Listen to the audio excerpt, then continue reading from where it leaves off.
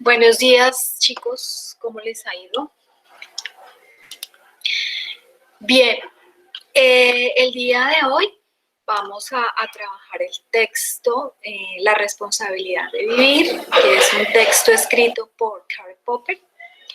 El profesor Miguel Ángel no envió un audio como tal, él me comentó que les iba a estar enviando a ustedes unos correos electrónicos con unos mensajes para que de manera personal ustedes hicieran, digamos, la lectura, no con el fin de responderle a él, ni de que fuera, digamos, una comunicación que buscara una evaluación, sino que más bien es como una manera de contactarse con ustedes para poder generar, digamos, una reflexión interna en ustedes a partir de las circunstancias que están viviendo. Entonces, les sugiero que estén revisando los correos que el profesor Miguel Ángel les envía para que puedan leer los mensajes que allí vienen. Pues que son mensajes de tipo reflexivo, mensajes de toda índole que de cierta manera se relacionan con las temáticas que cada uno de nosotros estamos leyendo. ¿Bien? Entonces, en estos momentos vamos a abordar la responsabilidad de vivir. El día de hoy he invitado a la estudiante Alison, con el fin de que nos acompañe. Alison Dayana, ella es del programa de lengua castellana y pues quise que nos acompañara también porque pues si bien este es un espacio de reflexión, también me interesa la visión que desde la literatura se puede dar desde estas temáticas. Entonces, Alison, bienvenida.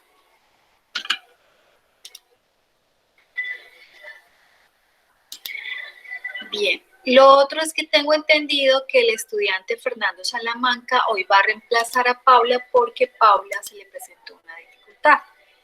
No sé si Fernando, creo que ya está aquí, Fernando Salamanca.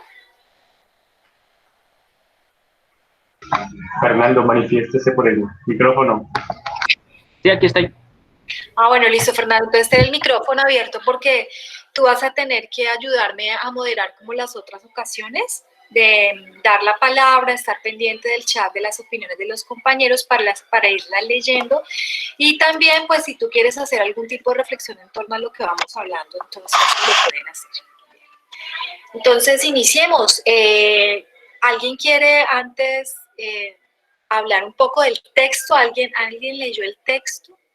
¿Qué relación hace el título con lo que el texto internamente dice? ¿Les pareció, digamos, fácil la lectura del texto o encontraron alguna dificultad o empezaron a leerlo y dijeron, ¿esto qué tiene que ver con el tema que nos va a tocar el día de hoy?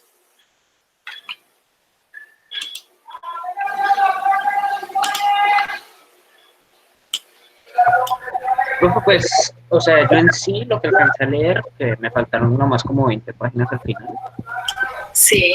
Fue que, pues, Popper en este texto recoge una serie de conferencias y artículos que él tuvo, los que él estuvo, donde daba énfasis o daba criterio en que la historia hasta ese momento era como una ciencia exacta, lo cual a él no le parecía porque solamente mostraban el lado positivo o el lado que le convenía a la clase, pues sí, que gobernaba. ¿Sí lo van a entender? Sí. Exacto. Entonces, pues a mí me pareció muy buena la lectura, más para nosotros que estamos viendo ciencias sociales, porque precisamente nosotros vamos a tocar los temas de política, cultura y cómo se ha venido afectando y cómo se ha venido modificando la historia en conveniencia de la gente que pues tiene poder a nivel mundial. O sea, nunca nos muestran el lado malo de la historia, sino solamente el lado bueno. Entonces, a mí en lo personal sí me parece una buena lectura. Perfecto, muy bien. Muchas gracias. ¿Alguien más?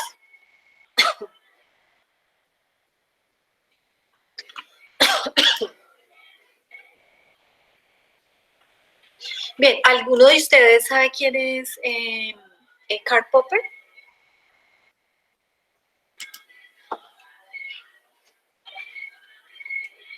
¿Ninguno? Pues empecemos a hablar, porque bueno, ahí dice Karl Popper y uno empieza a leer el título Responsabilidad de Vivir, y uno, no sé si a ustedes les pasó, pero uno empieza a leer el texto y uno empieza a ver que él habla de la ciencia, y uno dice, bueno, ¿qué tiene que ver el argumento de la ciencia con el hecho de la responsabilidad de vivir, ¿no es cierto? O sea, ¿cuál es el hilo conductor allí? Entonces, uno digamos, uno lo primero que debe hacer cuando uno va a abordar un libro es mirar quién es el autor de ese libro. Y uno de pronto, leyendo quién es esa persona, va a tener un perfil que le va a ayudar a entender el por qué esa persona escribe de esa manera, ¿sí? Porque si nosotros lo vamos a mirar así desprevenidamente, ciencia, uno dice, bueno, ¿qué relación hay entre la ciencia y la responsabilidad de vivir? Uno de pronto no, de una manera rápida, no le encontraría ningún tipo de relación. Pero entonces miremos un poquito, vayámonos un poquito primero antes de tocar lo que el autor nos va a decir en el texto. Miremos entonces quién es Karl Popper, ¿sí? Entonces, Karl Popper fue un filósofo, ¿sí? Un filósofo, pero también fue matemático.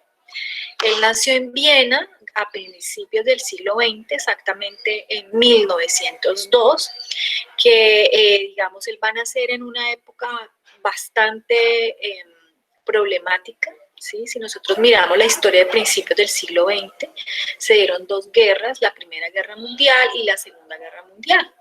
Entonces, digámoslo así, y sobre todo que fue una guerra que afectó en gran medida a los países europeos. Entonces, la vida de Karl Popper está, digamos, enmarcada por esas dos grandes guerras y sobre todo por la Segunda Guerra Mundial, que lo afectaría de manera ya íntegra, no solamente a él, sino a su familia, a todo su contexto, incluso la labor que él desempeñaba. De tal manera que cuando uno empieza a mirar como ese marco de la vida de Karl Popper, uno empieza de pronto de cierta manera a entender un poco sobre por qué nos está hablando de la responsabilidad de vivir. Si él vivió en dos guerras que fueron tan duras, tan trágicas, porque no trajeron, además de pérdidas económicas, también trajo pérdidas de vidas, trastocó por completo digamos, la forma de vivir de las personas, trajo crisis existenciales, todo esto rodeado pues de un inconformismo frente a todo lo que dejan dos guerras, ¿no? Entonces uno ya más o menos me diría, bueno, entiendo más o menos por el lado de a qué se refiere. Y también la otra pregunta que uno se haría es cómo una persona que ha vivido dos guerras que son trágicas no cae en la desesperanza y posteriormente va a hablar y va a escribir un libro que se llama La responsabilidad de vivir. Sí, o sea, cómo es que él a partir de su tragedia nos va a hablar de que vivir es una responsabilidad cuando, por ejemplo, me veo inmerso en una guerra que yo no la he propiciado, ¿sí? Entonces, cuando uno empieza a leer un poco más adentro de la vida, uno empieza a entender un poco mejor. Entonces, él nace en Viena en 1902, pero él no va a morir en Europa, él va a morir en Londres en el año de 1994, hace relativamente muy poco, en la década del 90, ¿sí? Entonces, él fue, inicialmente, él va a tener su nacionalidad digamos, de Austria, austriaco, pero finalmente él más tarde va a obtener la ciudadanía británica, ¿sí? Es decir, uno se podría hacer la pregunta, ¿qué es lo que lleva a que Karl Popper se vaya de Austria cuando en Austria había sido reconocido como un gran filósofo y se haya tenido que ir digamos, a otra parte? ¿Bien? Entonces, bueno, es considerado uno de los filósofos más importantes de las ciencias del siglo XX, junto con otros más que van a aparecer allí. Él tiene una vida, de cierta manera, él nace de una familia adinerada, es una familia que tiene una posición social importante en esos momentos en Viena, es una familia de ascendencia judía, es decir, Karl Popper es judío, ¿bien? Y no sé si ustedes saben cuál es la incidencia que tiene el ser judío durante la Segunda Guerra Mundial, ¿sí? que ahora vamos a mirar. Entonces uno empieza a ver que Karl Popper es judío, pero su familia antes de que él naciera, a pesar de esa ascendencia judía, va a adoptar la religión protestante, se va a volver al luteranismo. Bien, entonces van a tener como una transformación a otra religión. Sin embargo, el hecho de que ellos sean judíos los marca de manera, digamos, negativa para toda su vida, ¿sí? En este periodo. Bueno, Karl Popper, él va a nacer en un momento en el cual Viena era una ciudad donde vivían muchas personas de diferentes nacionalidades, con diferentes culturas, era una ciudad multicultural, ¿sí? La situación en esos momentos era compleja, sobre todo para los judíos. Existía, digamos, una noción antisemitista o una atmósfera antisemitista. ¿Qué es el antisemitismo? Es la hostilidad específicamente hacia los judíos, ¿sí? Entonces una hostilidad a todo lo que tuviera que ver con ellos, a su condición como seres humanos, a su cultura, al hecho de que pertenecieran a un grupo étnico, a su religión, ¿sí? Entonces todo ese rechazo va a ser denominado como antisemitismo. Y entonces en ese momento en que sobre todo ya en la década del 30, empieza a desarrollarse una fuerte manifestación por parte de las personas antisemitistas, es decir, un rechazo a todo lo que huele a judío, ¿sí? Entonces él va a nacer digamos, en estas circunstancias, pero ese rechazo va a ser un poco más fuerte hacia la década de los 30, cuando ya se va acercando lo que es la Segunda Guerra Mundial. Él, por supuesto, tenía unas posiciones políticas y unas posiciones filosóficas bastante, digamos, marcadas. Él, por ejemplo, a pesar de ser judío, él tenía ciertas rechazos frente a lo que se denominaba como el nacionalismo. Recordemos que el nacionalismo es un sistema político que lo que pretende es la unificación de un pueblo a través de unas leyes, de un idioma, de unos dogmas, ¿sí? Entonces, él estaba en desacuerdo con esa noción de nacionalismo que de cierta manera estaba tomando también mucho auge con la llegada de Hitler. Recordemos que esta también es la época de Hitler.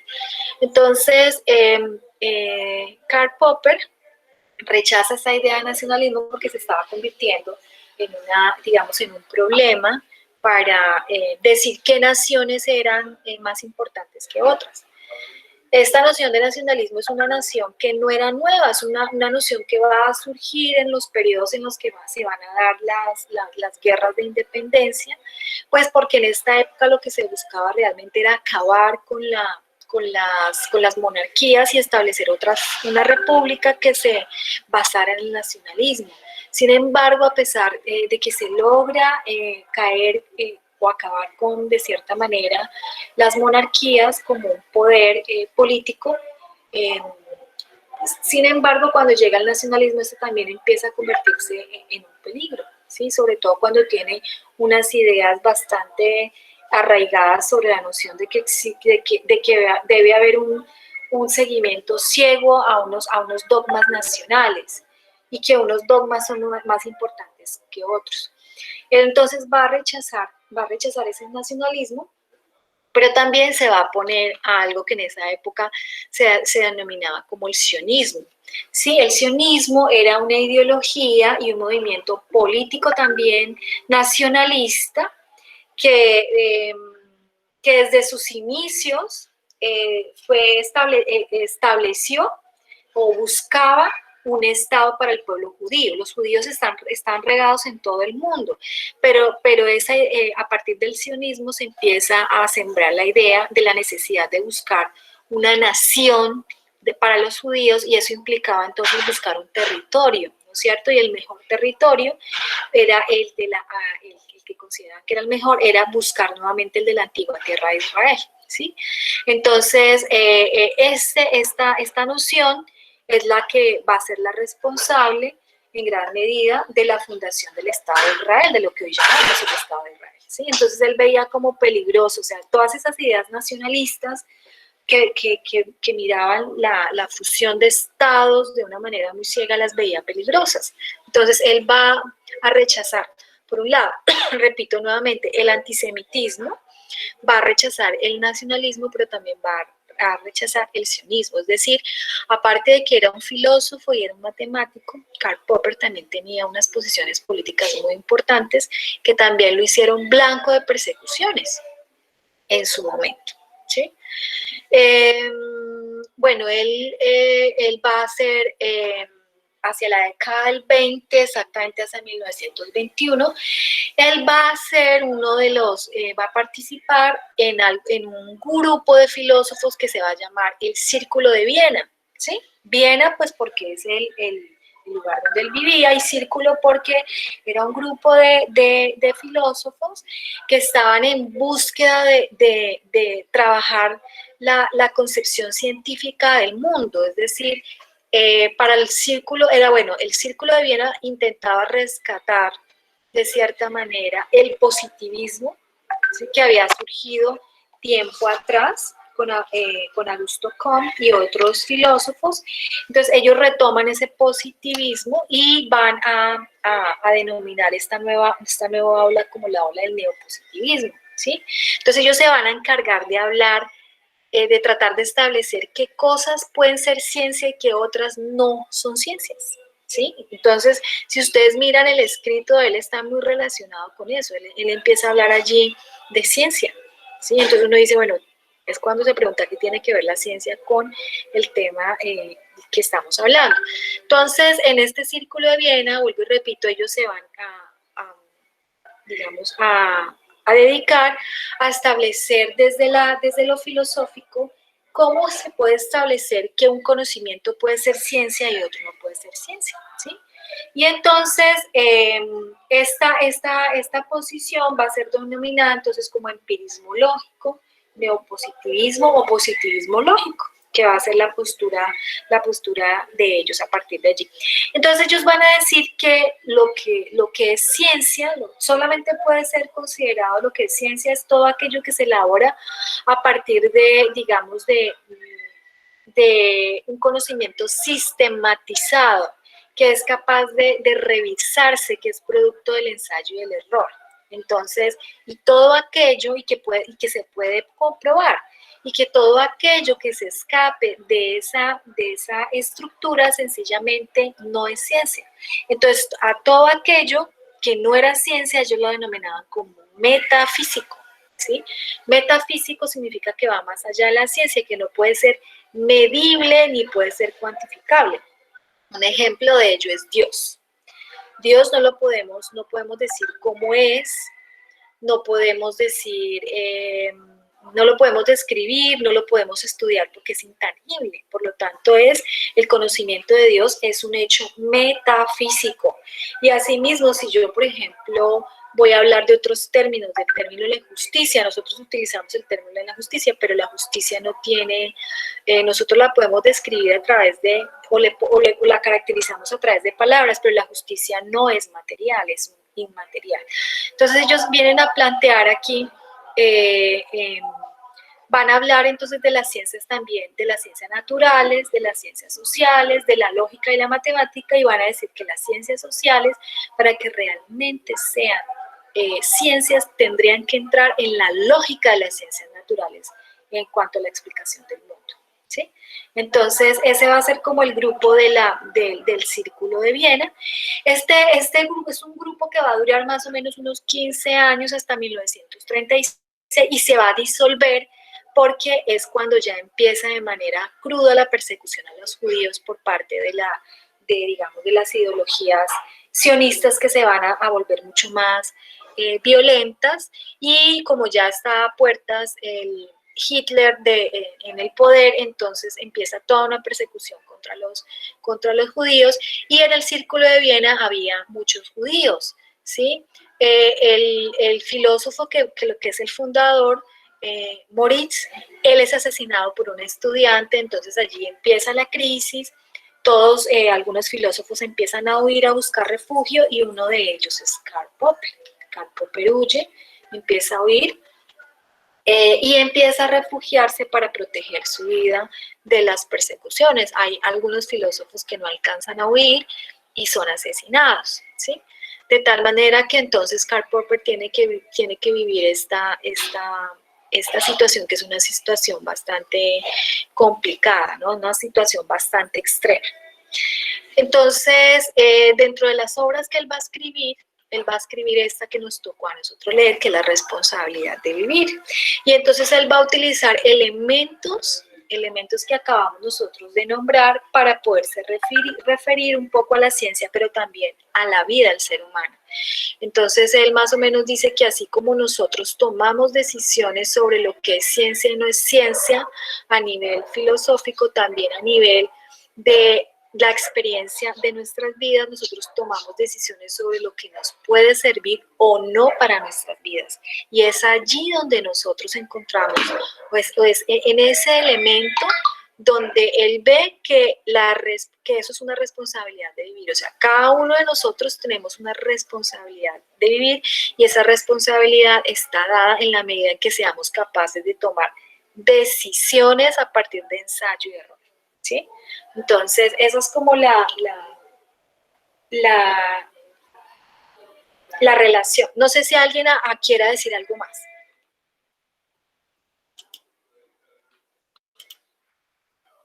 ¿Me ayudas, Fernando, a leer qué han dicho en el chat mientras hago ese pare? No han dicho nada desde las 10:20, que fue ahorita Marlon explicando lo de Adolf Hitler. Sí. Mireya Pajoy a las 10:13, que en lo que usted está explicando, que decía que aportaba su teoría de la falsedad. Ajá, exactamente, él aporta la teoría de la falsación. Falsedad no, es falsación, se denomina. Eso, falsación. Ajá. Ella escribió falsedad. Y David a las 10:11 escribió: la verdad se me hizo un poco complejo, pero en la medida que iba leyendo, iba hilando las ideas. Ok, Eso no han escrito nada más, creo. Ok, listo. Adolfo Hitler, sí señora. Perdón, sí señor Marlon. Adolfo Hitler, ahí encontramos a Adolfo Hitler. Muy bien, entonces no sé quién más quiera hablar al respecto. ¿Continúo entonces? Ok. Señora, en lo que van perdiendo el miedo. Ok, bueno, entonces él va a iniciar con una serie de tesis para poder abordar su libro, ¿no? Entonces, él dice, bueno, él escribe muchos libros que usted los mira, por ejemplo, hay uno de ellos que se llama En busca de mi mundo mejor, y usted lo lee y usted cuando lo abre, usted no se imagina que él va a empezar a hablar de ciencia. Y usted dice, pero ¿por qué este tipo habla de ciencia si uno esperaría que estos términos o estos temas deben hablarse más desde la cotidianidad, desde lo que el ser humano piensa? Pero cuando usted ya empieza a mirar que Karl Popper estructura el pensamiento desde la racionalidad, entonces usted empieza a comprender un poco el por qué él hace esa, digamos, semejanza entre la vida cotidiana y la ciencia. Entonces, por ejemplo, en este libro que estamos nosotros abordando aquí, él parte primero de una tesis. Y él dice que tanto las ciencias naturales como las ciencias sociales parten de problemas. Y dentro de las ciencias sociales, entonces hay temas que hablan de en busca de un mundo mejor, la responsabilidad de vivir, digamos, las ciencias sociales se encargarían de tratar de entender esos temas. Pero resulta que para poderlos entender, Karl Popper dice que ambas, tanto las ciencias naturales como las ciencias sociales, deben actuar de la misma manera para poder abordar esos temas. Entonces él parte de una primera tesis que dice, tanto las ciencias naturales como las ciencias sociales parten siempre de problemas, ¿sí? Entonces dice que las ciencias utilizan, sí, para resolver los problemas, el mismo método.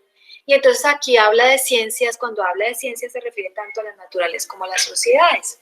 Y dice que el método que utilizan ambas es el método del ensayo y del error, ¿sí? El método del ensayo del error es el método de proponer tentativamente soluciones a nuestros problemas, ¿sí? Después de haber eliminado todas las soluciones que pueden ser falsas o erróneas. Bien, entonces eso es un proceso. Bien, eso implica entonces que el ser humano, nosotros debemos trabajar con muchas posibles soluciones a un problema que se nos presente. ¿Ya? Y esas múltiples soluciones, o sea, es necesario, esas múltiples soluciones nos van a permitir revisar cada una de ellas para irlas eliminando y finalmente determinar cuál es la solución que es más o se ajusta a la pregunta que nosotros nos hemos planteado en ese momento o al problema que se nos ha planteado en ese momento. Dice que además que todos aprendemos es a partir de allí, a partir del ensayo del error, ¿sí? Y entonces define de la siguiente manera el aprender, dice lo siguiente, dice, el aprender consiste en lo esencial en que se vaya ensayando un movimiento de prueba tras otro hasta que se encuentra uno que resuelva el problema. Eso es aprender, o sea, aprender no es lo que tradicionalmente... para Popper no es lo que tradicionalmente podríamos entender que aprender es cuando tú tomas una lección y ya la interiorizas, la lees y te la interiorizas y ya la tienes. No, aprender para Karl Popper implica estar en búsqueda constante, resolviendo problemas. Eso es aprender.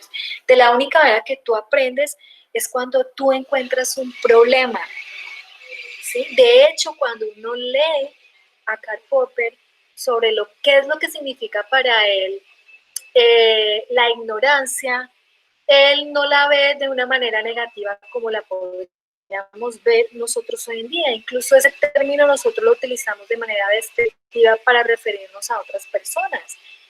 Es un bruto, es un ignorante, casi que ignorante, nosotros lo estamos acoplando al término de bruto. Pero resulta que para Karl Popper la ignorancia es un elemento importante dentro del proceso de conocimiento, ¿ya? En la medida que nosotros ignoremos, podemos ir a la búsqueda de posibles respuestas que nos ayuden a construir el conocimiento. Es decir, el conocimiento parte de preguntarnos. Las preguntas son una condición necesaria para poder construir el conocimiento. Si no hay preguntas, el conocimiento no puede originarse, el conocimiento no puede avanzar, ¿sí? ¿Ya? Lo otro que también Karl Popper va a establecer y es que va a decir jamás lograremos, hay dos cosas muy claras que debemos tener en la vida. Una primera es que la ignorancia es importante, ¿sí? Es muy importante, no debemos desestimar. Si en algún momento nosotros logramos decir, ya todo está resuelto, ya se acaba el conocimiento, o sea, ya no hay nada más que hacer. Y él dice entonces, necesitamos tanto de la ignorancia y necesitamos entender también que jamás lograremos abarcar el conocimiento, nunca, jamás, porque siempre van a haber preguntas que nos van a llevar por diferentes caminos, ¿sí? Entonces, el conocimiento es eso, la construcción del conocimiento es eso, encontrar la pregunta, buscar posibles soluciones, resolverla, pero también después va a haber otra pregunta y no lo vamos a pasar en eso. Es decir, el conocimiento es un encontrar constante de soluciones de preguntas, ¿sí?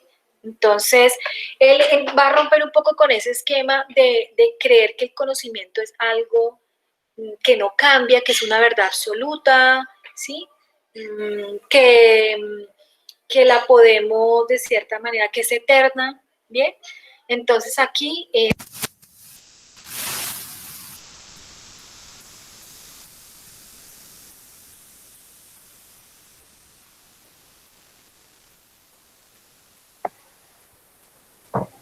Profe, se le fue el audio del micrófono.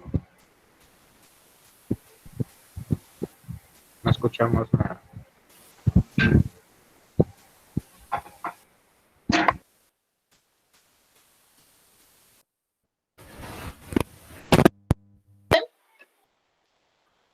¿Aló? Profe, ahora sí.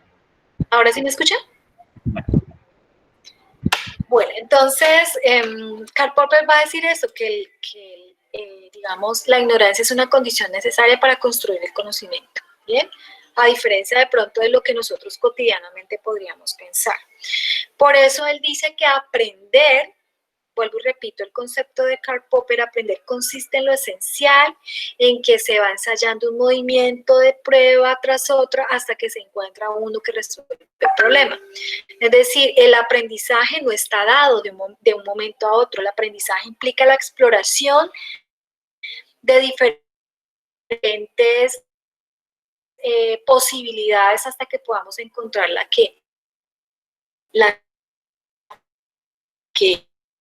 es. Eso es en esencia aprender para Karl Popper. Pero es un camino de una. Tú necesitas explorar y mirar qué es lo que, ¿sí? Y en las mismas plantas. Las plantas, a partir de que se presente un problema, siempre está, bueno, digamos, estamos condicionados genéticamente para buscar una solución, ya sea a partir de nuestros instintos, pero estamos condicionados genéticamente a explorar posibles soluciones, ¿sí? Si el simio ve una fruta a lo alto, él trata de mirar cómo puede bajar esa fruta. Y a partir de, digamos, de mirar diferentes herramientas o mirar diferentes posiciones, cómo lo puede hacer, él va a aprender cuál puede ser, cuál es la mejor, cuál es la más expedita para hacerlo, ¿sí? De la misma manera, él va a decir que el ser humano, cuando va a hacer ciencia, también explora las posibilidades con las cuales puede responder a las preguntas que surgen. Y es cuando se construyen las teorías. Las teorías o las hipótesis son las posibles soluciones a esas preguntas, ¿sí? Estableciendo también leyes que nos puedan ayudar. Nosotros estamos preparados para que existan regularidades, ¿ya? Pero o sea, nosotros como seres humanos, al igual que los animales, estamos preparados para que haya como un momento como de calma, de que todo nos funciona, pero también en esos momentos en que todo nos funciona, llega un momento en que algo no funciona. Y eso pasa tanto en los animales como en los seres humanos y nos va a generar una serie de expectativas que van digamos, hacer que nosotros tratemos de buscar la solución a los problemas. Y esto es algo innato, o sea, tanto los seres humanos como los animales nacemos con esa capacidad y esa necesidad de buscar soluciones a las dificultades que se presenten, ¿ya? ¿Cuál es la diferencia que hay sustancial entre los animales y entre el hombre? Y es que mientras el hombre lo hace de manera instintiva, mientras el animal lo hace de manera instintiva, el hombre lo hace a partir de la reflexión, ¿sí? Y esa es la diferencia que hay entre los animales y nosotros, los hombres, para Karl Popper. Bueno, el problema está, dice Karl Popper, el problema está, o sea, el hombre puede caer en crisis, es cuando, leo lo que dice, si un organismo superior es decepcionado demasiado a menudo en sus expectativas, se derrumba, ¿bien? No puede resolver los problemas y se hunde. O sea, si bien nosotros como seres humanos tenemos dificultades, o sea, aquí yo creo que se equipara un poco a Nietzsche, pero con otro lenguaje. Recuerden que Nietzsche decía que el sufrimiento, la muerte, todo eso era necesario en la vida del ser humano, porque eso es ser humano. Aquí Karl Popper de otra manera nos está diciendo que la generación de problemas en la vida del ser humano es una condición necesaria para aprender, ¿sí? Y para generar nuevas formas de hacer las cosas, ¿bien? Pero ¿qué sucede cuando hay demasiados problemas y estamos todo el tiempo, digamos, decepcionados, demasiados problemas? Dice, el hombre se puede hundir porque no va a alcanzar a resolver los problemas. Es decir, hay momentos cruciales en la vida del ser humano que nos llevan a que nos hundamos, ¿sí? Entonces, él es consciente de esa parte. Él entonces va a hablar de un esquema, él va a proponer un esquema que cuando se nos presentan excepcionalidades a cuando todo está normal. Y entonces en ese esquema él habla de 3 momentos. Un primer momento es el problema, un segundo son intentos de solución y el tercero la eliminación. Entonces, cuando se nos presenta un problema, él dice, bueno, entra en escena una perturbación, algo que no es normal y que aparece en escena y que nos coge de sorpresa. Y que entonces nos va, digamos, por el instinto innato que nosotros tenemos, necesitamos descubrir a partir del ensayo y el error cómo podemos solucionar ese problema. ¿Bien? Y ahí es donde surge la segunda etapa, que son los intentos de la solución. Y entonces se empiezan a generar una serie de intentos a partir del ensayo y el error para mirar cuál podría ser la solución más eficaz al problema que hemos encontrado. Y cuando encontramos, y bueno, y ahí es donde surge el tercer momento, que es la eliminación, es decir, empezar a examinar cada una de las posibles soluciones para determinar cuál de ellas no nos sirven. Entonces las eliminamos, vamos eliminando, y hasta que encontramos la solución que le va a dar éxito para poder nosotros neutralizar el problema que hemos encontrado. ¿Sí? Él dice que esto sucede tanto a nivel científico como a nivel de la vida del ser humano, como a nivel de la vida de los animales.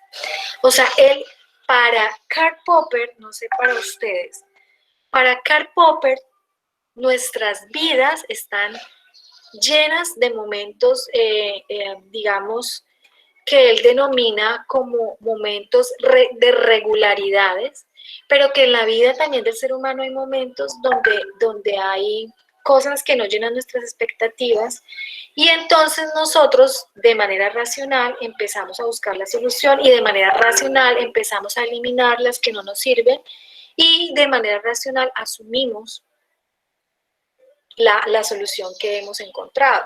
No sé ustedes qué piensen de eso, o sea, realmente nosotros cuando tenemos problemas actuamos de manera racional para buscar la solución, y ahí entonces yo les dejo para que ustedes reflexionen, ¿sí? Profe, han estado haciendo, en el tiempo que su merced está explicando, han estado haciendo unos aportes que me parecen interesantísimos para Ok, dale, léelos. Primero, David Acosta dice, profe, y si vemos en nuestras vidas, a muchos nos enseñaron a obedecer sin cuestionar lo que vivíamos, y de allí se nos hace fácil preguntarnos y demás. Ajá, y allí se nos hace fácil preguntarnos, ok. Joan Sebastián Pinzón dice, lo que dice el compañero, o sea, lo que dice David, es que lo que dice el compañero depende de cada quien si es conformista o no. Sí. Juan Sebastián dice, y de las diferentes maneras que se hace resolver esa problemática, y de ahí viene el concepto de prueba y error. Eso. Marlon. Ah, y Marlon también aquí nos hace un aporte, pero de una tribu también. La tribu de los Aymari, espero haberlo dicho bien. Dice, pobre no es el que tiene poco, sino el que desea más y más. Ok, perfecto. Bien, pero muy bien esos aportes. Quiero que discutamos. ¿Están de acuerdo con eso que dice Karl Popper? Hola, profe. Hola. Pues quería hacer como un pequeño aporte sobre lo que decía Karl Popper, en Claro. cuestión de que cada persona pues resolvía sus problemas con base a la razón. Y pues yo creo que, pues ya basándome un poquito al tema de las personalidades, yo creo que cada persona tiene dos opciones de resolver los problemas. Creo que hay personas emocionales y hay personas que son muy racionales, como que se van mucho a los extremos. En algunos casos, no estoy diciendo que todos, ¿no? He leído algunos estudios donde dicen que algunas personas actúan de esta forma, entonces como que usan la razón para resolver su problema porque es su lado fuerte, su lado dominante. Y otras personas que utilizan las emociones para resolverlas porque también es su lado dominante. Y entonces es como poner a una persona a resolver un problema a través de la razón cuando ella actúa emocionalmente en la mayoría de sus cosas. No sé si me haga entender. Sí, sí, sí, te entiendo. O sea, no todos usamos la razón, ¿sí? De Ujú. pronto algunos en algún momento de tensión con el otro, que nos sentamos a hablar como para tratar de hallar puntos de encuentro, pero habrá otro que se pone a pelear con esa persona y de pronto llegan a agredirse físicamente, ¿sí? Entonces involucra emociones. O sea, eso depende de qué domine más en ti, si la racionalidad o los instintos, ¿sí? ¿Es eso lo que quisiste decir? Sí, señora. Ok. ¿Quién más? Pero María, aquí te refutan en el chat. Dice, no siempre, porque estamos influenciados por diferentes sentimientos y no somos racionales en nuestras decisiones. Pues es que yo hice una aclaración y le dije que no todos somos racionales y tampoco todos somos emocionales, porque cada persona tiene su forma diferente de actuar. Entonces, no es que siempre estemos influenciados a las emociones porque eso depende de la persona, de qué tan dominante tiene su función cognitiva. O bueno, eso pienso yo. Sí, exacto. Aquí lo que tenemos que tener en cuenta es que Karl Popper, y no necesariamente está la forma de pensar de todos, si vamos a mirar muchos filósofos, ¿no? Para Karl Popper dice que la esencia del ser, o sea, de tanto el conocimiento como de la vida del ser humano, es el racionalismo crítico. O sea, a partir de allí, esa es la base de él para él empezar a construir tanto el mundo social como el mundo natural, ¿ya? Y entonces él dice que nosotros construimos las salidas a nuestros problemas a partir de la racionalidad. Y es ahí donde yo les pregunto, ¿ustedes creen que eso es así? ¿Sí? Entonces la compañera ya responde y dice, hay un estudio que dice que no todos responden de manera racional, hay unos que lo hacen por instinto y hay otros que lo hacen por la racionalidad. Pero resulta que hay otros filósofos que consideran que realmente lo que nosotros llamamos racionalidad es una construcción, o sea, que no está dada como la supondría Karl Popper, sino que la racionalidad es una construcción y que esa racionalidad, la manera como la podamos entender, varía o puede cambiar. ¿Sí me entienden? Bueno, y lo otro que yo me preguntaría de manera personal es, realmente cuando nosotros tenemos un problema, nosotros nos sentamos y empezamos de manera sistemática a analizar y miramos, si hago tal cosa me puede pasar tal otra, esto tendrá tales consecuencias, no, eso no me sirve. Si hago esto, podría tal cosa, no, esa no me sirve. Si hago esta sí me sirve. ¿Hacemos ese ejercicio realmente en nuestra vida cotidiana? ¿Es así como funcionan nuestras emociones? O más No, bien, pues básicamente lo que usted está diciendo es básicamente mantenernos en el ámbito que, como decía Davis, que es de que ya nos han dicho que es bueno y que es malo, ya nos adoctrinaron de una manera y entonces, en base a lo que ya nos dicen, nosotros decimos si se puede, o sea, si está bien o está mal. Además, nosotros nos basamos ya también en unas bases concretas y en unas experiencias ya vividas. O sea, nos basamos más por el lado empírico, más que por el oh, racional. ok, Profe, señora. es que acá es mi compañerita Mirella dijo algo que me parece muy interesante y pues no sé, me gustaría saber su opinión al respecto. Ajá, ¿qué dijo? Dice, creo que el hombre casi siempre tiende a ser emocional de alguna forma, porque en parte su racionalidad o su ética ha sido creada a través de aportes de la sociedad. Espérame, ¿está escrito? Sí, señora. Uy, ¿dónde? Así creo que el hombre casi siempre tiende a ser emocional. Hay unos que dicen, por ejemplo, Nietzsche dice que el hombre es un ser emocional. Nietzsche dice eso. Y que a partir de la emoción construye la noción de razón y construye la noción de incluso hasta de ciencia.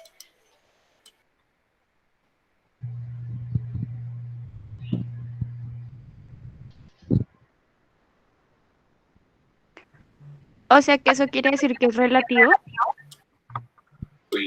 Sí, perdóname un segundo, Fernando, ya te respondo. ¿Será que tú puedes terminar de leer las otras reflexiones? Sí, señora. Nos quedamos en Mireya, ¿verdad? Mireya Pajole. Sí, listo.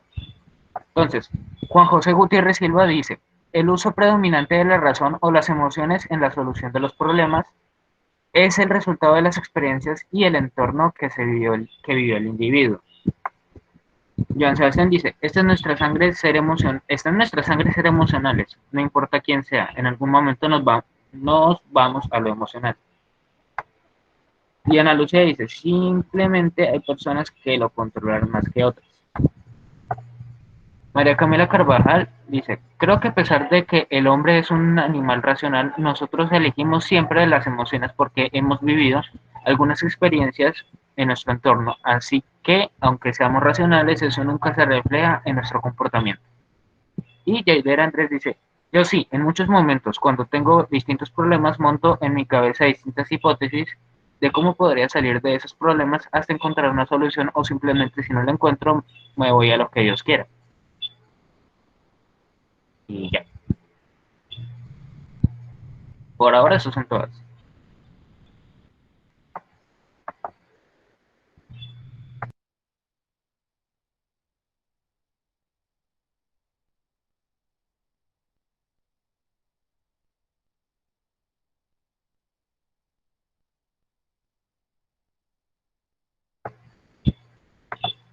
Espérate.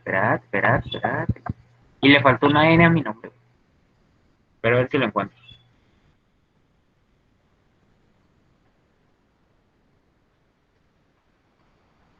Lo de que la racionalidad es relativa o lo de los pueblos de Antioquia que se pelean por la mujer y así se demuestra el amor. A lo dice Rana Machetito.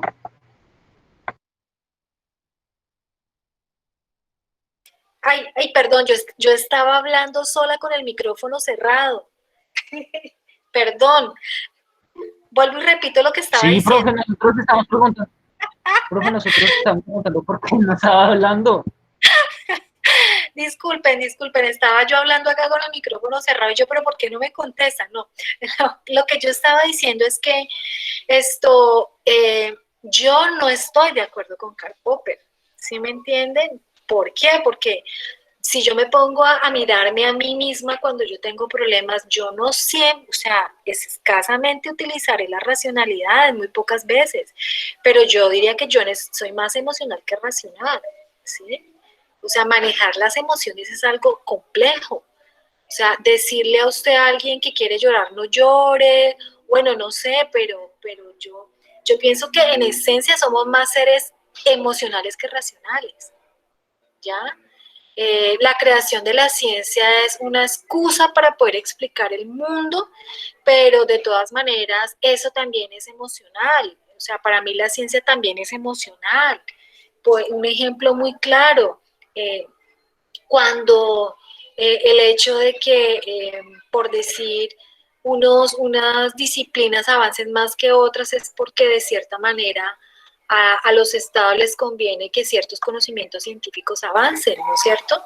O que ciertas vacunas no salgan, porque se necesita que la gente muera para que la vacuna cuando se saque sea muy cara y entonces pueda haber ganancias. O sea, la ciencia no del todo es racional. O sea, si la ciencia realmente fuera racional, nosotros no tendríamos todos los problemas que tenemos en estos momentos. Habría muchas cosas que podríamos solucionar. Es más, no existiría ni siquiera las armas de destrucción, porque eso no es racional, ¿sí? O sea, para mí la guerra no es racional.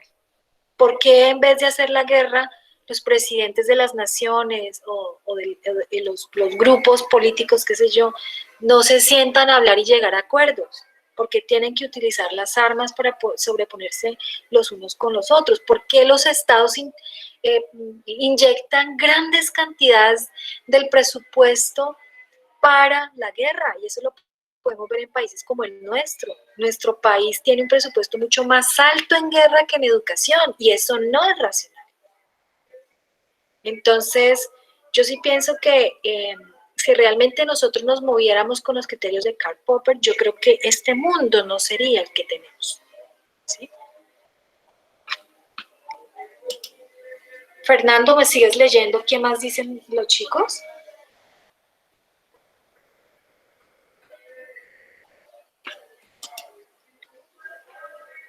¿Me están escuchando? Ya, sí, señora. Ay, no me asusten. Ya, ahora sí. Angie Daniela Ruiz dice, en mi opinión somos seres emocionales, ya que cuando tenemos dificultades es difícil poder razonar, es por ello que a veces nuestros impulsos a veces nos dominan. De acuerdo. Y Diana Lucía dice, muchas veces uno va de cabeza y sin casco, con lo que dice el corazón y los sentimientos, no la razón.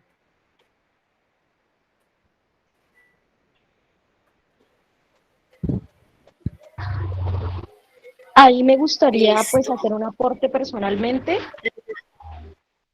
Dale, Alison. Claro. Bueno, hecho. Me gustaría hacer un aporte ahí frente a lo que menciona, pues han mencionado todos, y en especial pues lo que plantea Popper en su libro. Y es que él menciona incluso cuando nombra a Descartes, Einstein y estos científicos e investigadores, menciona que es la necesidad, que ahí es donde parte la necesidad de las proposiciones, y que las proposiciones pues que sean debatidas, ¿no? Y que tengan un gran sostenimiento argumentativo para saber la validez o la falsedad de esa proposición o ese juicio que está dando el investigador. Y ahí, no sé, me gustaría presentarles como Exacto, muy bien. unas diapositivas que tengo por aquí. Claro que sí, Alison. Claro que sí, dale. Y es, pues, para tener mayor claridad. ¿Ahí las ven? ¿Las están Ya viendo? está compartiendo. Ya. Vemos una pantalla negra. Eso, ahora ahí sí, ya. fui yo. Listo. Listo. Y es frente a lo que planteaba de las proposiciones. Entonces, recordemos que las proposiciones es una oración que niega o afirma algo. En ese sentido, las proposiciones parten de un razonamiento, A eso se denomina proposiciones. A su vez, las proposiciones están sostenidas por juicio. Entonces, eso en términos lingüísticos es lo que le da, o sea, dependiendo de la estructura de cómo se esté argumentando esa tesis o ese juicio que yo estoy lanzando, asimismo, pues puede persuadir al oyente, al que escucha, al que lee, o por el contrario, puede darle más argumentos a lo público o al que está leyendo, al lector, para contraargumentar la tesis que está planteando, en este caso, bueno, Popper, supongamos, ¿no? Incluso lo veíamos en la página, quiero recordarle la página, a ver si la tengo por aquí, ay, creo que me cerró.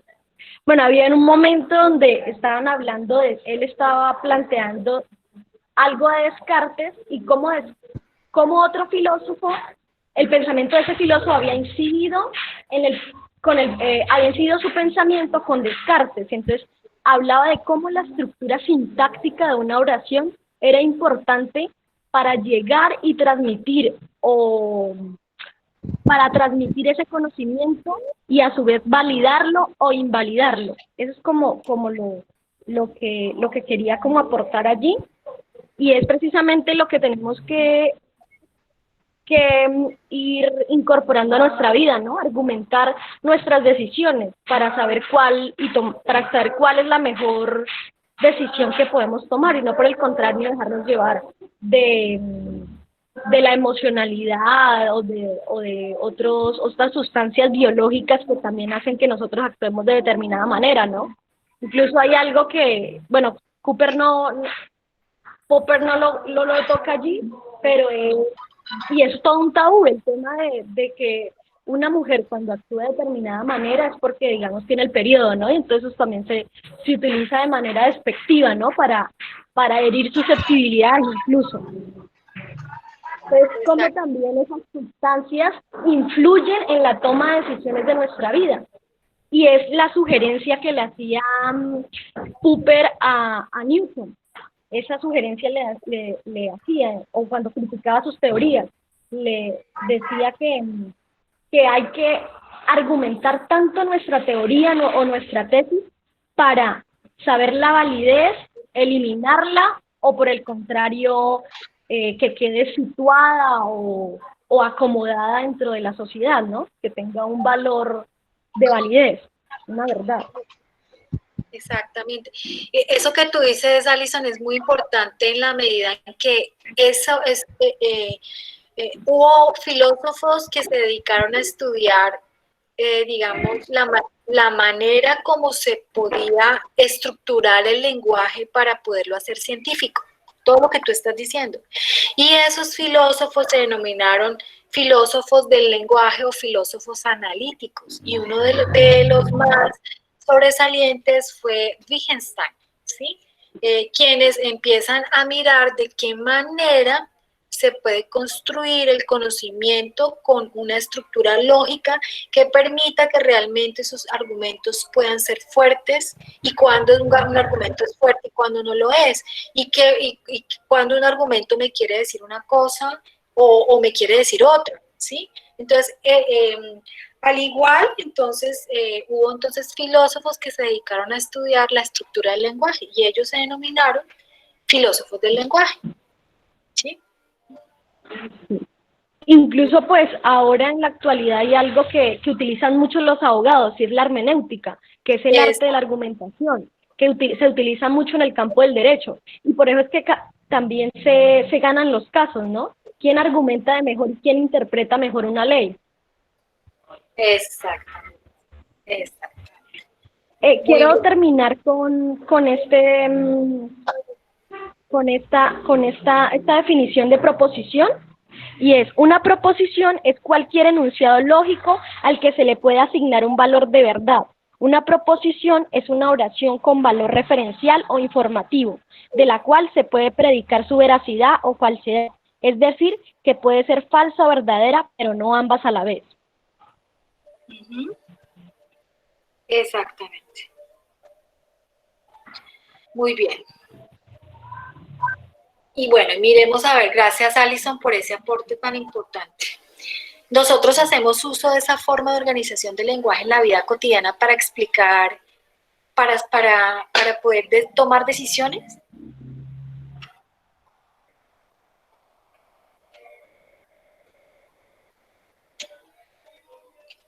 ¿Por qué hiciste eso?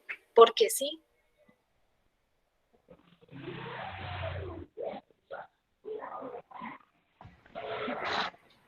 Pues yo siento que toda clase de decisiones tiene que tener un fundamento. Para mí no existe la palabra eso de porque sí, porque cada decisión que uno toma, cada cosa que uno hace, tiene un porqué y un para qué. Sí. Por ejemplo, si nos ponemos en el caso de un niño de primaria, ¿sí? Sí. Que uno tenga ahí una bandeja de dulces en el escritorio y que no se desaparezca uno. Y vemos que un niño lo tiene. Uno le pregunta por qué lo cogió. Él no le va a decir la verdad, le va a decir porque sí y ya. Pero él no le va a decir, no, porque quería dulce, quiero comer dulce y me da pena decírtelo. No, él te va a decir siempre porque sí, porque quería. ¿No? O sea, la gente cuando está en este tipo de situaciones, yo siento que nunca dice la verdad. Ok. Bueno, ¿y qué tiene que ver todo esto que hemos charlado con el título del libro que se llama Responsabilidad de Vivir? ¿Ustedes qué se imaginan que podría ser? Profe, mire, ya hace un aporte. Listo, dale. La idea de buscar una solución a un problema o una teoría que ayude a solucionar ese problema es la base que busca todo científico o buscaba. Pero el hecho de que solo Kepler fue capaz de autocriticarse y cuestionarse si su teoría era totalmente cierta o si podía reformularla y hacer una mejor. Sí. Y ya. Bien. Responsabilidad de vivir. ¿Cómo podemos ver con todo esto que acabamos de decir qué es la responsabilidad de vivir? ¿Cómo la definimos? ¿De quién es la responsabilidad de vivir?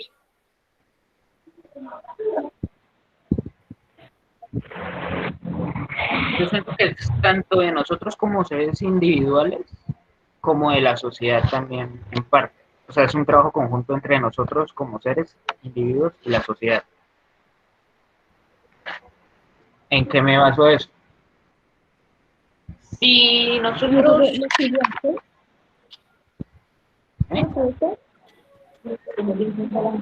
bien. No sé si Alison está hablando o simplemente con el micrófono abierto.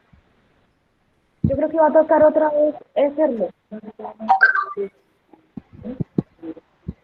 Sí, marica, pero eso demora un resto porque es mejor hacerlo de nuevo, se lo juro que es mejor Tengo el hacerlo de micrófono nuevo, abierto. porque ¿sabes cuánto Bueno, me continúo. demoraría editarlo? A Porque ver, como estos son, ahí en la Alison, grabación no es por minutos, sino por centésimas de segundo, o sea, toca mirar hasta qué momento usted alzó el brazo para que no se vea controvertido y no se corte. Pero es que el chisme está bueno. aló. Ya, Alison, ya lo pago. Ay, qué pena, disculpe, Alison, tenía el audio activado.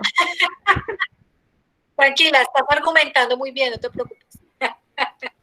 Bien, entonces, Fernando, entonces tú decías que esto es una responsabilidad individual, ¿verdad? Y Es en parte individual y en parte colectiva. bueno, ¿y cómo? En fin, la sociedad es lo que nos da para vivir. La sociedad es lo que nos da trabajo, casa, comida, techo.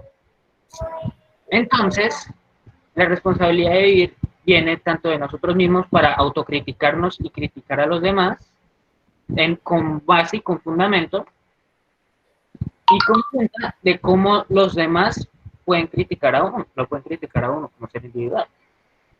Entonces es una responsabilidad porque uno tiene que estar atento a toda hora de lo que está pasando a su alrededor, lo que está pasando con usted mismo en su cabeza y mirar cómo podría mejorar. Si hay algo malo, cómo podría mejorarlo y qué haría usted al respecto por eso. Entonces yo interpreté el libro así. Ok. ¿Quién más? ¿Nos puedes, Fernando, leer? Creo que hay más reflexiones. A eso iba.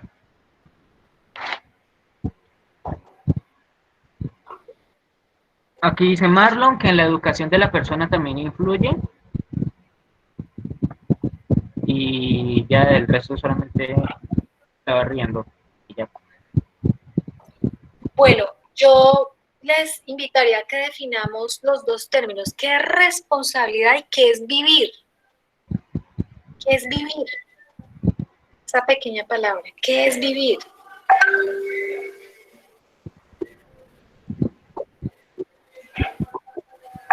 Ahorita te lo busco.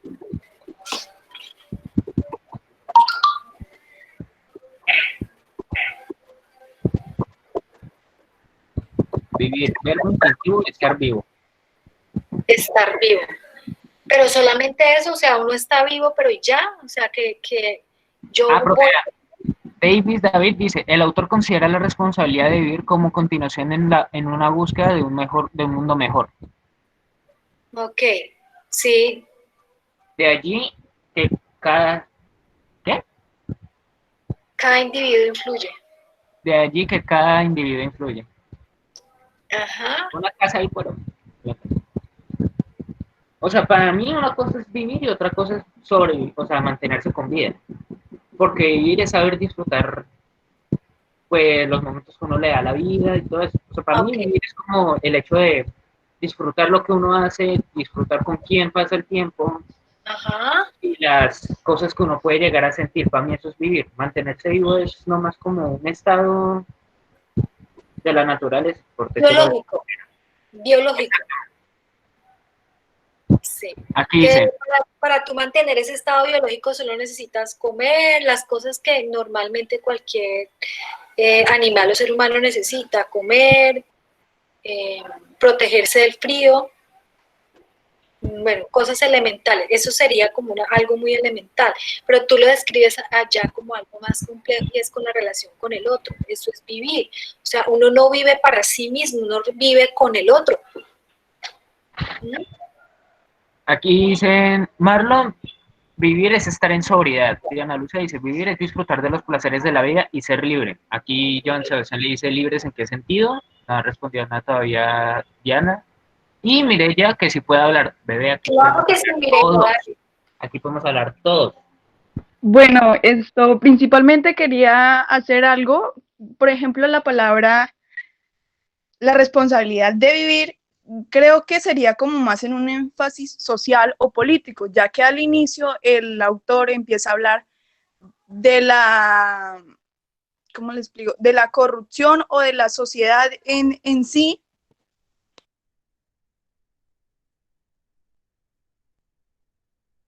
Se te apagó el micrófono.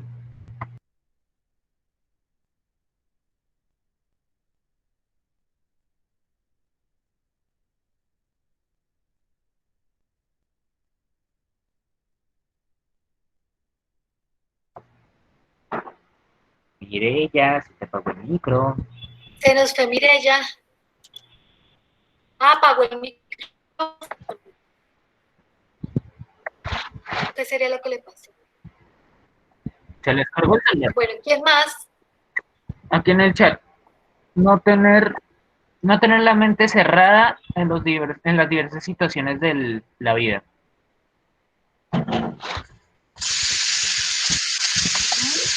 O sea, yo también pienso que en esos momentos, o sea, ya en pleno siglo XXI, la gente ya debería estar como con la mente más abierta, como aceptar también otras ideologías y que no todos piensan de una manera conjunta, de una manera, ¿cómo decirlo? Se me fue la palabra. Utópica. No Sí, ser tan conservadores, como dice Jaider Andrés. O sea, tener también como esa libertad de pensar como uno quiera, pero no llegar a los extremos de libertinaje. O sea, nosotros somos libres de tener nuestra libertad siempre y cuando no afecte a los demás. Eso lo dijo un filósofo, ahorita no me acuerdo cómo se llama. Pero él dice que nuestra libertad termina donde inicia la del otro. Nosotros no podemos influir en la libertad de las demás personas. Uy, sí, sí, he escuchado eso, Fernando, la verdad también como que es muy práctico. Lo de la libertad de cada persona cuando afecta la del otro. O sea, mi libertad llega hasta cuando afecta la de los demás. ¿Sí? David ok, dice, para mi concepto, vivir es llevar una vida con sentido racional. ok. Mm, Pero como le decíamos al principio, no siempre que uno vaya a pensar, va a pensar racionalmente. Habrá situaciones en las que uno va a pensar más con el corazón o con los sentimientos, más que con la cabeza. Y eso muchas veces puede conllevar a ciertas experiencias que a uno no lo van a terminar dejando bien, lo van a terminar dejando más paila de lo que ya estaba. sí. Bueno, ¿y ustedes creen que en estos momentos de confinamiento somos libres?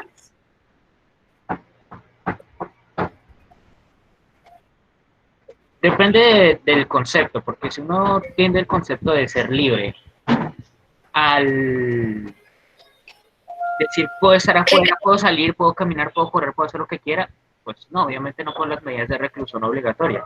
Pero ahora, si uno tiende el concepto de libre por pensamiento, por cognición, uno podría decir sí, porque tengo más tiempo para pensar sobre mí, sobre mi entorno, sobre la gente que me rodea, y tengo más tiempo para poder basar mis situaciones y poderles darles un fin más crítico, más que sentimental, porque ahora sí tengo tiempo ya para plantearme, para pensar mejor las cosas. En ese sentido sí pienso que somos libres. una persona llega a pensar en el suicidio? ¿Eso es una irresponsabilidad de la vida o de vivir? ¿Creen ustedes? ¿Cómo, profe? Yo lo escuché que se Si cortó. una O sea, persona se piensa medio cortó la si una persona piensa que ya no quiere vivir, que bueno, que quiere el suicidio, ¿eso es ser irresponsable en cuanto a la responsabilidad de vivir? Pues depende del punto de vista. Porque, o sea, digamos, un ejemplo, yo me quiero matar, ¿sí? Ya no quiero vivir más. Para mí eso ya sería un acto de responsabilidad porque yo estaría ya viendo por mí mismo y veo que afectó de mala manera a la vida de los demás. Entonces, Ajá. por ese lado, yo siento que sí sería una responsabilidad, que uno, pensando, si uno se quiere matar, tiene que pensar, plantearse el por qué. Si afecta de manera negativa a los demás, si le va mal en alguna otra cosa, cosas así. Porque eso ya es un pensamiento crítico que uno hace y sentimental más que todo. Ahora, para la otra persona, digamos, alguien lo quiere ayudar y dicen, no, no te suicides, mira esto, mira lo otro. O sea, ahí ya sería un acto de irresponsabilidad, pero para la otra persona. O sea, lo que puede ser responsabilidad para mí puede ser irresponsabilidad para la otra persona. A eso es lo que voy. Sí, también me quería comentar algo sobre eso, porque pues tú tomas la responsabilidad, por decirlo de alguna manera, de tomar esa decisión por ti y estás siendo individual y pensando en ti y en tu manera de vivir, porque no estás completo o no te sientes bien, ¿verdad? Pero a la hora de tomar esa decisión vas a lastimar a otras personas. Y entonces podría decirse que es un acto irresponsable si se ve desde el punto emocional de que otras personas van a sufrir por mis acciones y que tal vez van a tener problemas emocionales prolongados, por decirlo de alguna manera, en el caso de la familia, en el caso de un ser querido, pues es lo que pienso. Por eso es que Ok, yo te decía que para lo que para mí puede ser responsabilidad, para los demás puede ser irresponsabilidad. Eso depende del punto de vista y el concepto que cada uno tenga del tema. Y Sí, claro. vamos con los aportes. Aquí Ana Lucía me ok. contradice, dicen no, porque si es una persona que no está disfrutando, no está viviendo su vida. Ok. Mireya dice, quería decir que la intención del autor es que responsabilidad de vivir se refiere al contexto social en donde el hombre tiene la responsabilidad de contribuir con un mundo mejor, un mundo donde ya lo primordial no sea ganar una guerra, sino tener una paz social y armónica. Ser responsable implica saber que si existe una democracia, debemos tomar una decisión que nos ayude en sentido colectivo y no individual.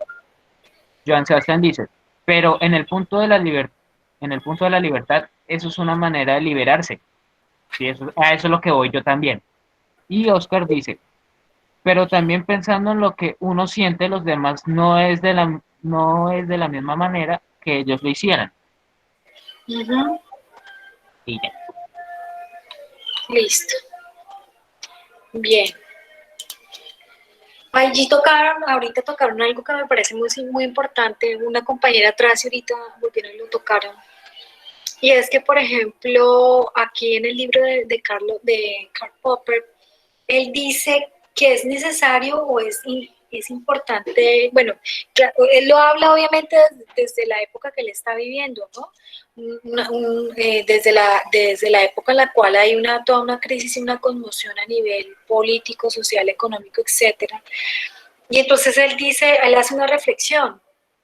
Y él dice que esa responsabilidad de vivir debe construirse a partir de la utilización de la ciencia y del conocimiento, porque solamente a partir de allí para él se puede construir un concepto de sociedad democrática que permita realmente, digamos, que los individuos podamos vivir.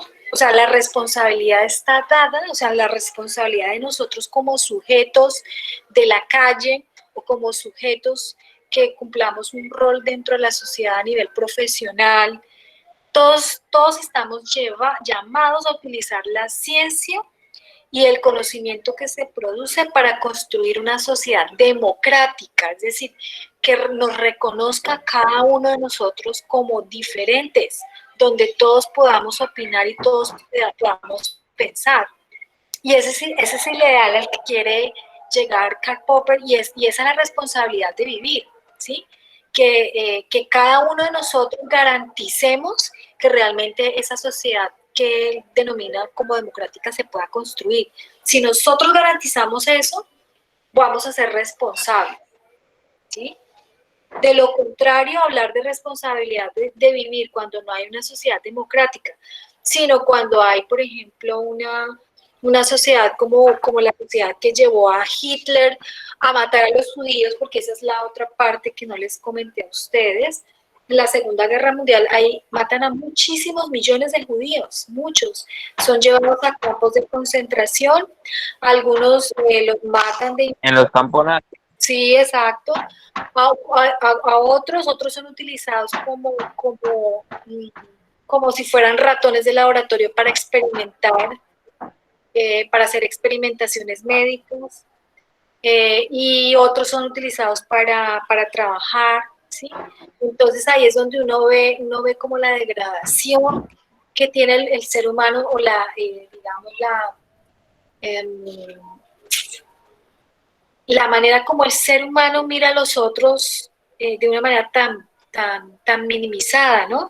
Entonces él dice, para que eso no ocurra, para que no exista sociedades que se crean con el derecho de acabar con otras, porque son diferentes, porque tienen una religión diferente, o porque son de raza diferente, o porque piensan diferente.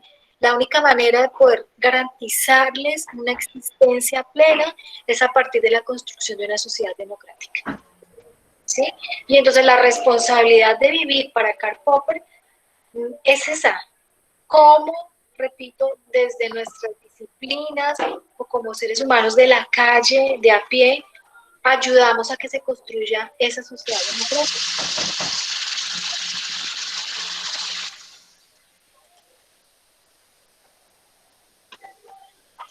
Y entonces yo me pregunto, ¿será que nuestro sistema capitalista nos ayuda a construir esa sociedad que tanto Karl Popper consideraba posible?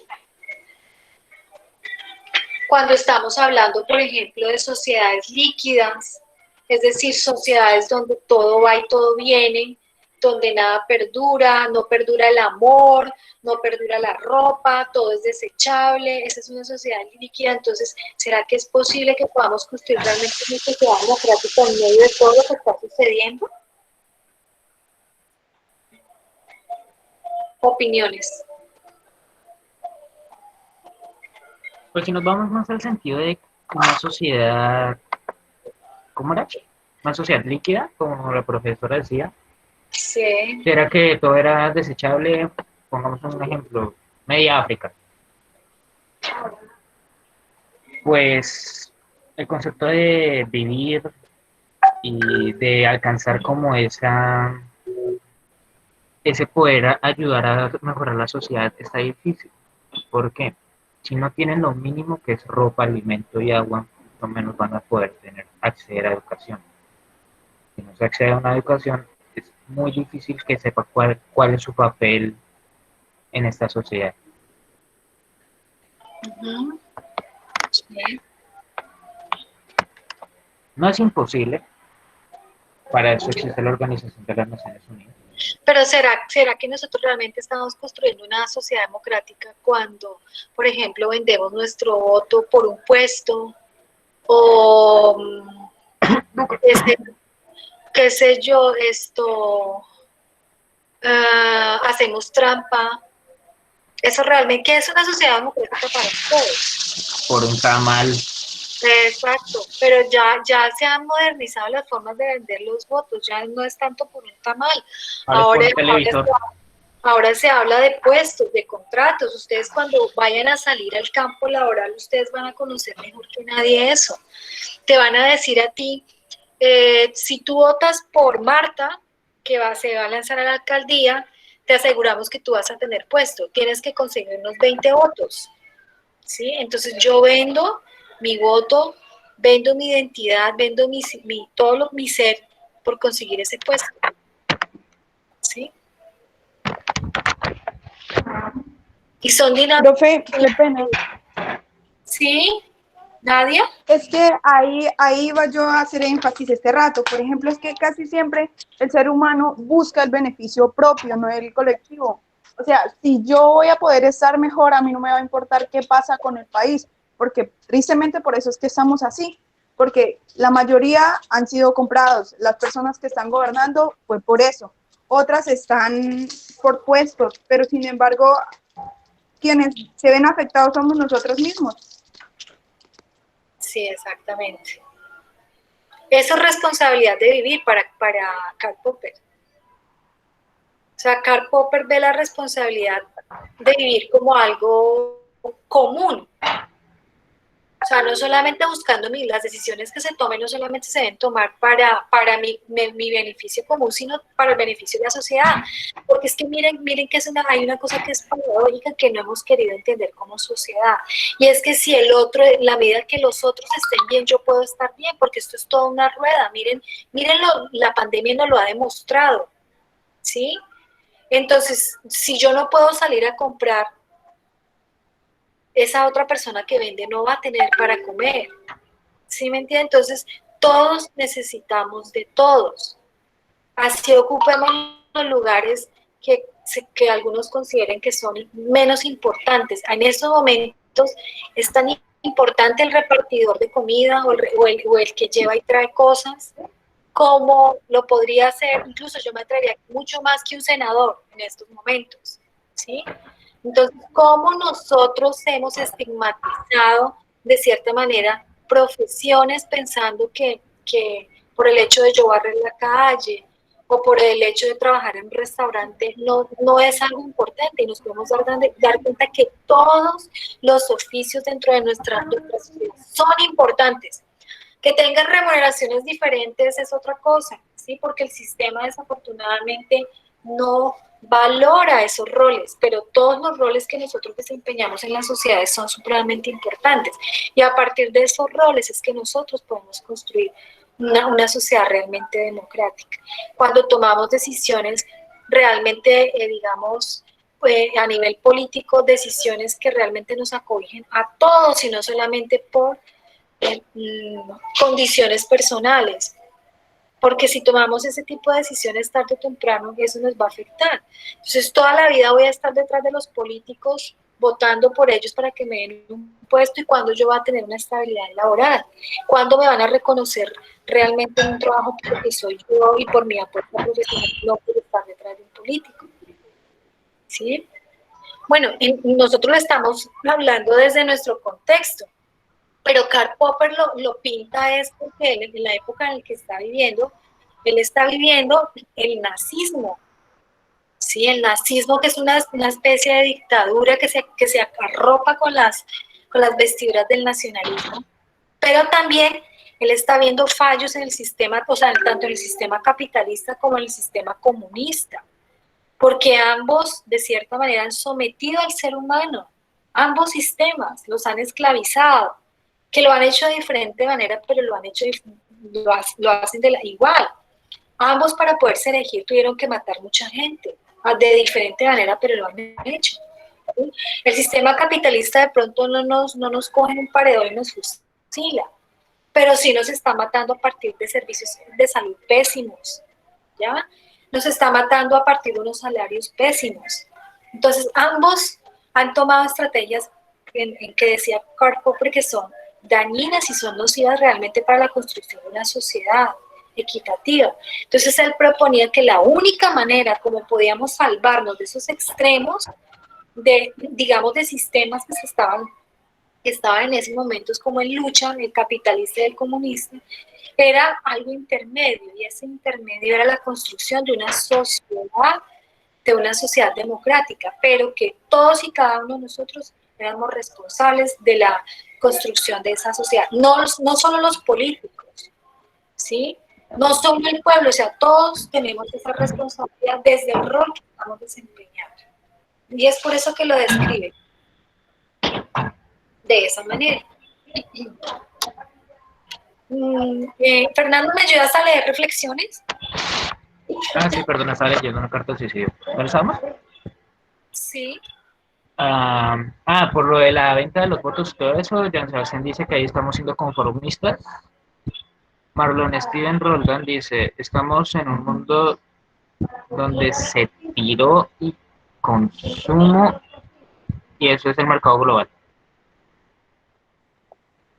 O sea, que le hace una... O sea que estamos hablando de tire y obtenga más material, así como el bombillo. Una bombilla no puede durar más de, digamos, un mes. En cambio, que en Estados Unidos hay una bombilla que está durando, ¿cuánto? como más de 60 años, 100 años. De esa no me pueden hacer el mercado y tire y vender, y así estamos en esta actualidad. Eso es lo que me iba a explicar. Ah, ok. Ok, gracias. Joan Sebastián le hace una crítica a Gorky que dice que abrir las discotecas, ¿no? Ay, Dios. David dice, el sistema capitalista nos ha llevado a esa sociedad líquida que dice Bauman, emancipadora, individualista. Exacto.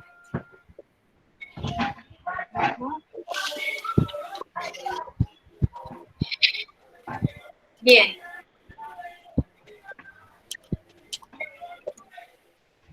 Y entonces, ¿cómo podríamos, bueno, A mí me gustaría, qué pena, profe. Dale. A mí me gustaría dar como un aporte frente a esto.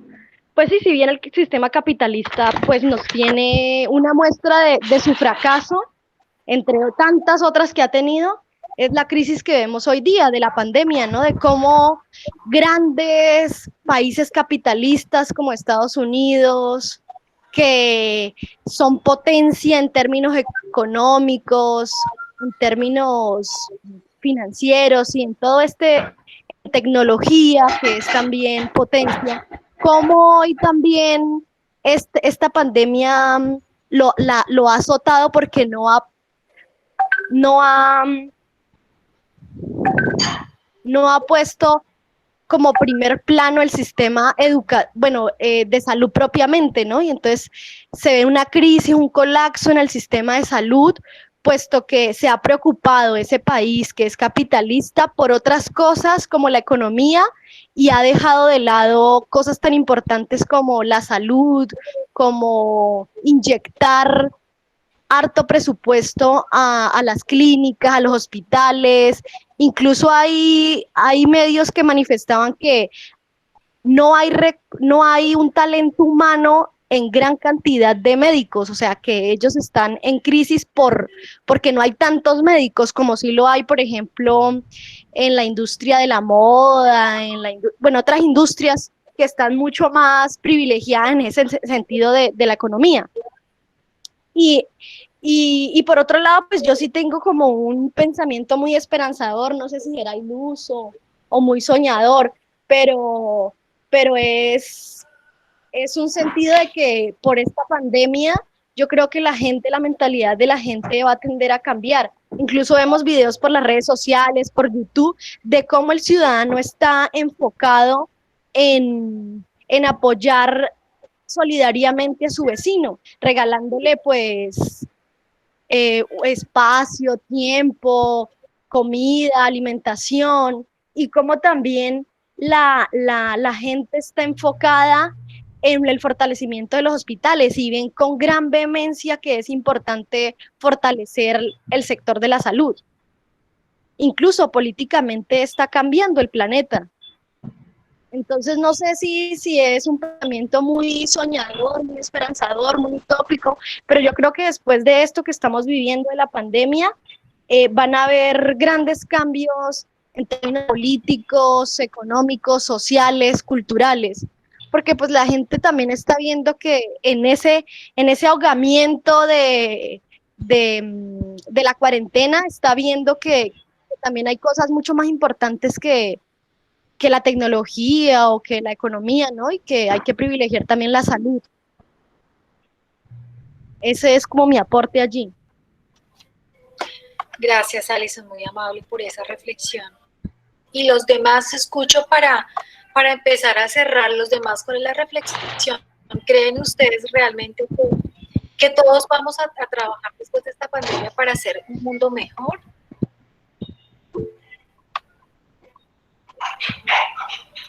¿Qué harían ustedes, por ejemplo, de manera personal?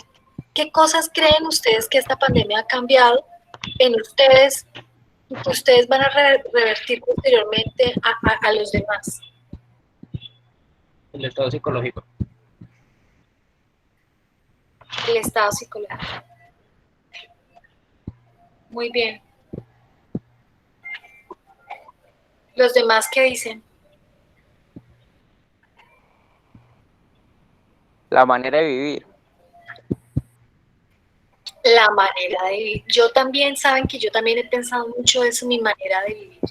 Y sobre todo mi manera de estar con el otro. Porque antes había cosas que yo no le encontraba sentido ni importancia, ¿sí? Pero ahora son tan significativas y son cosas que de pronto, digámoslo así, no son valiosas monetariamente, pero que le llenan a uno el espíritu. Por ejemplo, lo que decía Alison ahorita del compartir con el otro es tan importante, chicos, y yo creo que en eso nos da muchas lecciones nuestros abuelos. Nuestros abuelos compartían con los vecinos los ramos de plátano, las frutas, o sea, existía como esa dinámica del compartir con otro que es tan importante y que esa dinámica comunitaria es la que nos permite realmente existir, o sea, tenerle sentido a la vida. Esas cosas tan pequeñas son tan importantes, decirle hasta el otro cómo se siente, no estás solo, qué necesitas, ¿sí? Todo eso es muy importante, que el otro sepa que no está solo, que el otro sepa que estamos ahí, que lo podemos ayudar. Esas cosas son tan esenciales en la vida del ser humano. El estar, yo lo denomino el estar con el otro. El estar con el otro es lo que realmente nos da el sentido a la existencia. El sentido de la existencia no está en el carro que tienes, en la casa que tienes, en el dinero que tienes, ni en la ropa que llevas. El sentido de la existencia es en el compartir con el otro, estar con el otro. Eso para mí es supremamente importante. Exacto, compartir con los amigos, ¿no? Pero compartir de maneras diferentes como lo hemos hecho hasta ahora, porque de pronto uno ha compartido una borrachera, el chisme, sí, son otras formas de estar con el otro, Claro, otras Sebastián. formas de mirarlo. ¿Cómo? Nada, que le hablan, Sebastián. Ok, Qué borracho. dale. ¿Qué dice? ¿Qué dice Sebastián? No, o sea, lo que usted mencionó ahorita, en una de esas cosas que usted dijo, profe, no voy a decir en Sí, cuál, describió sí. perfectamente a Sebastián. Ah, ok, sí, no, son otras formas, son esas solidaridades que te permite poder encontrarte con el otro y más que el chisme es saber cómo está el otro en su interior, es eso, ¿sí me entienden? Esas son cosas que nos hemos olvidado, tal vez por las ocupaciones que tenemos, tal vez porque nos hemos vuelto un poco egoístas, pero es supremamente importante, ¿sí? Tener esas redes de apoyo emocionales, económicas, son esenciales para que nosotros podamos sobrevivir como seres humanos. ¿Cuántos de nosotros, por ejemplo, cuántas de nuestras familias solamente hay uno que tiene un ingreso y a partir de allí subsisten muchas, ¿sí? En medio de esta pandemia. O cuántas, lo que decía ahorita Alison, cuántas vecinos vemos que no tienen comida y nosotros sacamos algo de lo nuestro y se lo damos. Eso es tan valioso y tan esencial en la vida del ser humano que eso no tiene precio. O sea, son cosas que no podemos medir, pero que son tan significativas y que Profe, eso, como usted lo decía ahorita, pero, o sea, yo pienso que más que el apoyo monetario se necesita en estos tiempos y más para las personas que son como, ¿cómo decirlo? Como lo estamos diciendo ahorita al principio de la clase, sentimentales, es más importante el apoyo emocional y psicológico en estos momentos. exactamente, sí. Sí, aquí pienso que nos ha reencontrado con nosotros mismos. Esto ha sido un espacio supremamente importante para pensar muchas cosas. Yo no sé, por ejemplo, incluso no sé si ustedes se han dado cuenta que hasta la misma naturaleza ha cambiado. Yo en mi casa veo un montón de bichitos que yo hacía muchos años no veía. Muchos, pero muchos años. Y eso a mí me alegra y me reconforta porque me devuelve al pasado. ¿Sí? Volver otra vez a ver cómo esos pequeños seres habitan nuevamente, digamos, los espacios que nosotros les hemos robado, ¿sí? Y yo también me hago muchas preguntas. también respecto a la naturaleza, porque es que nosotros también somos naturaleza. O sea, nosotros de una manera egocéntrica creemos que estamos por encima de la naturaleza, pero resulta que si la naturaleza se acaba, nosotros no vamos a sobrevivir. Entonces, ¿hasta qué punto nosotros vamos a apostarle a la destrucción de la misma? ¿Sí? Bien. No sé qué otras reflexiones existen respecto a lo que acabo de decir. Pues yo creo que, pues esperar un momento a ver qué dicen. Y si no, pues ya cerrar la clase. Ok.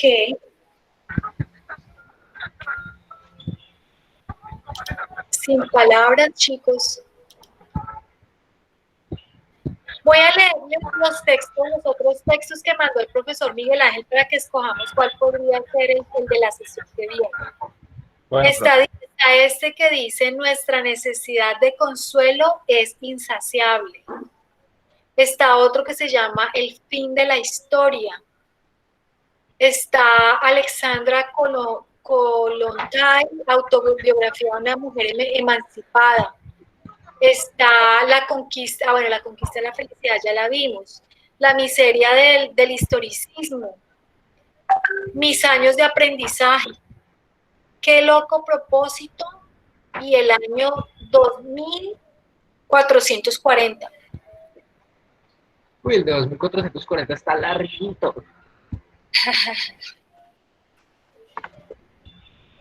¿Qué dicen ustedes? ¿Cuál les gusta? Nuestra necesidad de consuelo, que ese sí lo conozco, ese es como más práctico, un poquito más corto por lo que vi que creo que casi nadie alcanzó a leerse todo el libro. O sea, lo leyeron, pero no se lo terminaron. ¿Cuál? Y ese, el de la necesidad de consuelo, ese yo lo leí, ese tiene 13, 14 páginas, una cosa así, no me acuerdo ahorita muy bien, pero son poquitas páginas. Ese sí lo pensamos leer para la otra semana completa. Pero eso está aquí, no lo veo. ¿Miguel Ángel les mandó otro o qué? No, nuestra necesidad de consuelo. Ah, sí, el segundo, nuestra necesidad de consuelo. ¿Qué opinan? Nuestra necesidad de consuelo es insaciable. ¿Qué opinan de ese? ¿Lo dejamos para la próxima sesión? Sí, eso me gusta. No sé los demás. No sé los demás que dirán. Sí. Pues sí, profe, todos están diciendo que sí. Listo, entonces aprobamos nuestra necesidad de consuelo para la próxima sesión. Entonces, para que lo leamos y hagamos las respectivas reflexiones sobre el consuelo, ¿no? Bien, chicos, nuevamente les agradezco mucho por estar aquí con estas reflexiones. Espero que nos veamos en la próxima sesión, espero que estemos bien, que ojalá esto pase pronto para que nos podamos encontrar, que ustedes se puedan encontrar con el profesor Miguel Ángel y puedan dialogar con él. Recuerden el trabajo que ustedes tienen de hacer el documento colectivo, que tiene dos partes. Una primera es la digitalización de todas estas reflexiones que estamos hablando aquí en este espacio, que ustedes escriben, y la segunda, e incluso las reflexiones que ustedes puedan tener respecto a los correos que manda el profesor Miguel Ángel, se pueden también aquí en este espacio dialogar. Y la segunda parte es la autobiografía, para que por favor la vayan escribiendo de una manera pausada, todas las reflexiones que ustedes quieran poner allí, su autobiografía en estos tiempos de confinamiento, ¿sí? Entonces, la autobiografía es algo muy personal, de cómo se han sentido, qué reflexiones han hecho, también reflexiones que partan también de las cosas que hablamos aquí, ¿no? Por ejemplo, de la responsabilidad de vivir, de la felicidad, todo cómo ustedes esos temas los llevan o los analizan desde lo que están viviendo ustedes en este confinamiento. Bien, entonces no olvidemos para que vayan a ir haciendo sus autobiografías, les vayan escribiendo con todo el corazón para poder armar el documento que se le va a entregar al profesor Miguel Ángel Mecha. ¿Listo, chicos? Listo, profe. Profe, una cosa, avisos parroquiales antes de que la mayoría se vaya. Primero, la Así, profesora. espera, Fernando, espérame un segundo. Agradecerle a Alison. Alison, muchas gracias. Y Gracias. esperamos que nos siga acompañando también para que nos ayude con reflexiones desde la literatura, que son también muy importantes. El aporte que nos dio Alison el día de hoy fue muy importante. Alison, muchas gracias. Fernando. Avisos parroquiales. El primero, la profesora Ofelia mandó un documento ahorita. Me imagino que Marlon ahorita tiene que ir a mirarlo. Creo que él está ahorita en zona donde le llega el internet. Entonces, vayan, lo descargan, lo leen. Que ahorita la profesora me imagino que nos va a decir qué hacer con él. Pero entonces es muy importante que lo vayan leyendo. Segundo aviso parroquial, el documento que quedamos ahorita, el de la necesidad de consuelo insaciable, ya está en el grupo. Ya lo pueden leer. Ya. Muchas gracias, Fernando, muy amable también por tu participación y por la coordinación. Estuvo muy bien, te felicito, tus reflexiones también, muchas gracias. Bueno, profe. Bueno, chicos, abrazos y nos vemos dentro de 8 días.